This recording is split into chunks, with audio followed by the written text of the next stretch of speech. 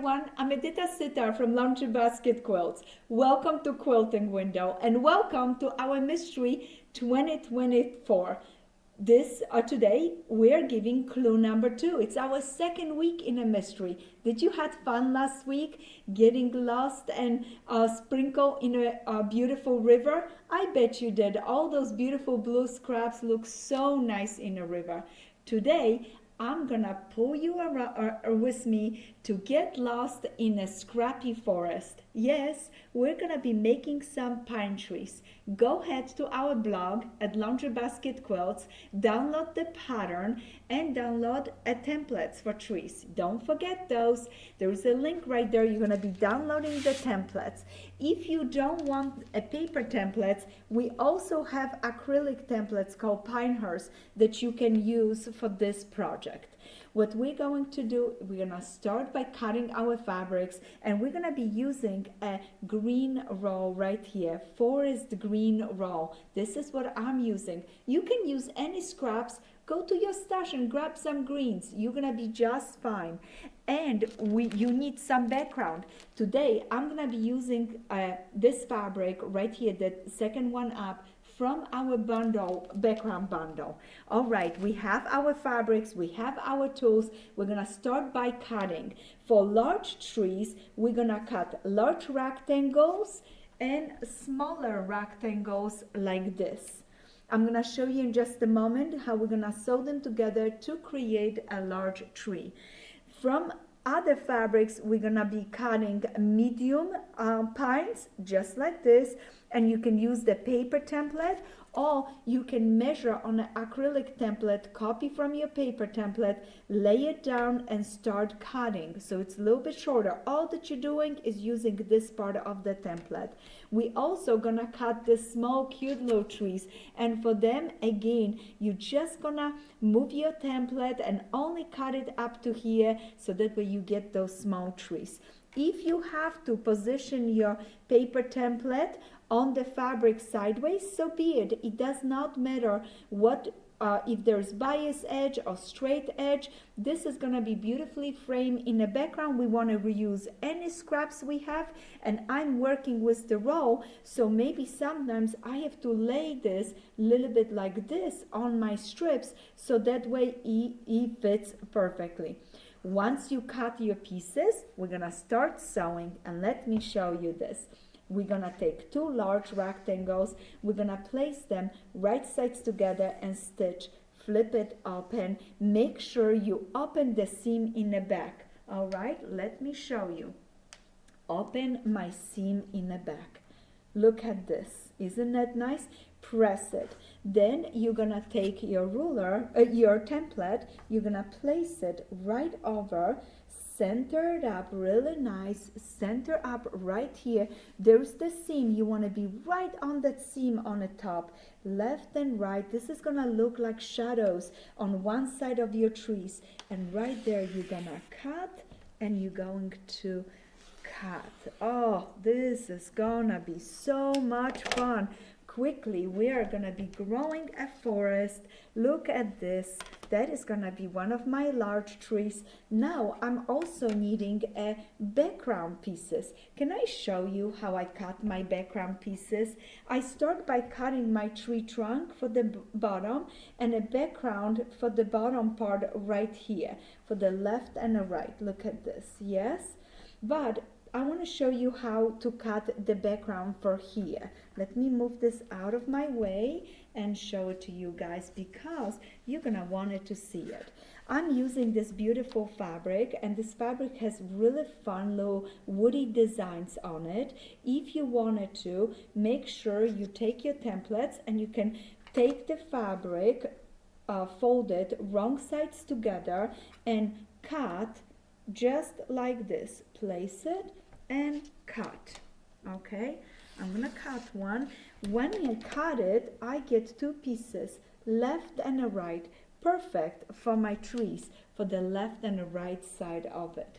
But you have to make a decision. If it matters to you that the direction of the fabric is going everywhere the same, then just place this template right here and cut your next piece.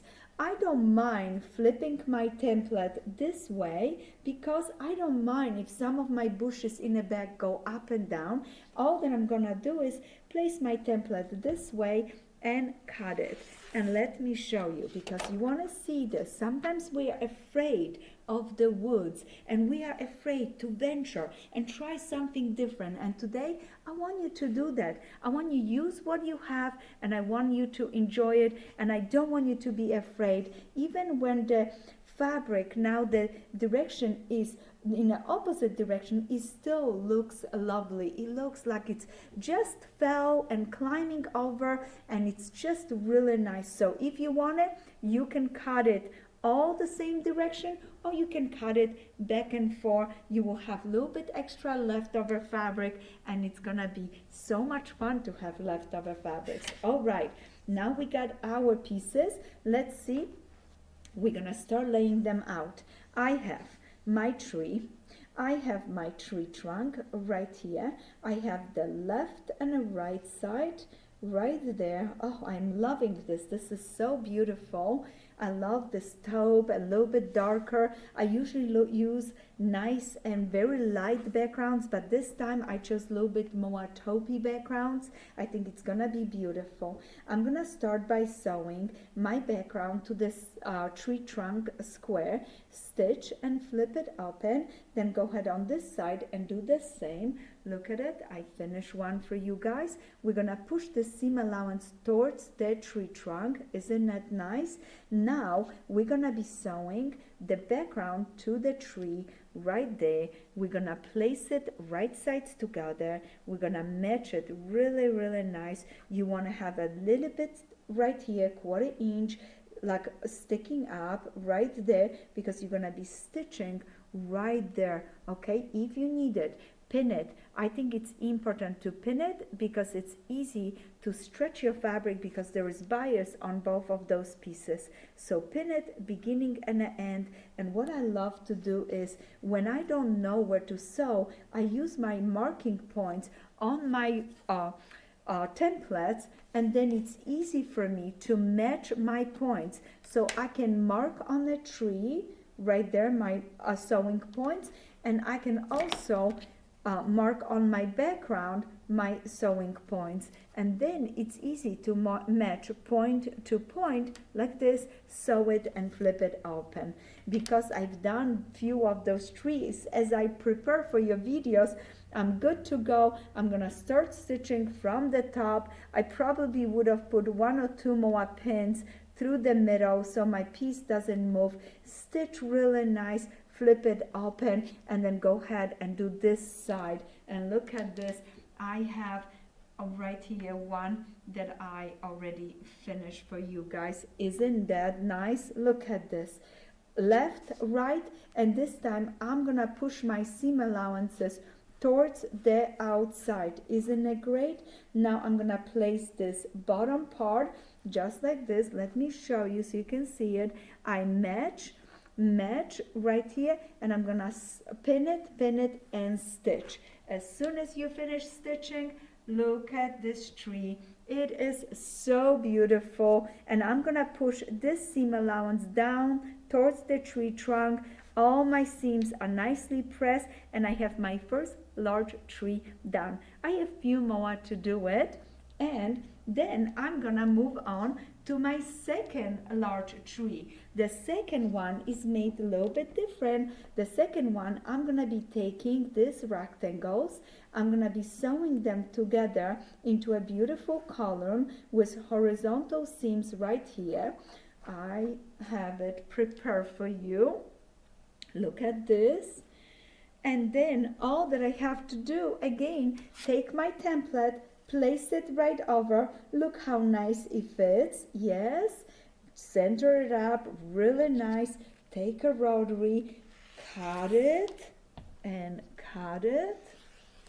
Oh, this is so nice. I'm gonna trim the top a little bit. I also have a little bit to trim in the bottom. I'm gonna rotate my cutting board so that way it's nice and easy for me to hold it, and I trim it. And look at this, I have another gorgeous tree down. With this technique, I'm trying to show you that if you wanted to, you could have 6 strips going this way, multiple going this way. You can reuse all different sizes of strips. Look at the finished size of the units, and you can take any scrap, sew it together, then cut your trees. It is going to be beautiful, believe me. It is going to be so much fun. And the more leftover fabric you use, the more scraps you use, the better the project is going to look. So I'm super excited for you. Now I have my background pieces. I have a beautiful background for the tree trunk. And again, sew this to this, this to this.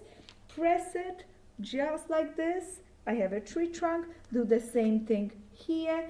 Pin it, sew it, flip it, and keep going like this to create a lovely trees. And I am on my way with my forest and hoping that you follow me just right along and making your gorgeous trees. Now for my medium trees, it's super simple. All that I have to do is I cut my trees and again sew the background to the tree trunk, sew the background to my tree, sew everything together. And I'm gonna be making 3 with this background. And pay attention, you're gonna need 3 trees with your other background that is in your package, this one right here. So pay attention to that knot. You don't want to make all of those. If you do, does it matter? I think you'll be just fine as long as you're having fun. But I would love you to make 3 trees with this background because we may be using them in another step in our mystery quilt. So once you finish your medium trees, then you go ahead and do those beautiful little guys. The tree trunk is a little smaller, beautiful backgrounds. And I have to tell you, I'm gonna get lost in scraps for this Christmas because I cannot wait to make a whole quilt with those little cuties. And now with our free little pattern, all the directions that I'm giving you, you have everything you need to do the same. Start making little trees, and by the holidays you're gonna have the cutest little forest. So I hope you enjoy. As soon as you finish your tree, follow your pattern, follow the layout, and you can put it all together into our row number 2. Row number 2. I don't know whether row number 2 is gonna go in a quilt. Don't assume that it's gonna be right next to the river. I don't know. It's a mystery. Don't sew it together yet. Just sew your row and set it to the side. You have your river row, you have your tree row, and you have 3 extra trees sitting at the side. Right there, before you get to this point, I have it all laid out for you guys where all the background pieces are going, how you stagger your trees, how you sew them into the columns, sew columns together, and you have this beautiful scene right here. With this mystery, I want you to get lost in scraps, but also realize that a simple image like this could be all that you needed sometimes during the day. So don't only stay inside your sewing room, but also venture outside and get a little look what's happened out there outdoors and enjoy yourself, and then come back to me to keep our journey going with our mystery quilt, our fun journey. I cannot wait to escape even further with you to a wonderland of scraps. Happy quilting!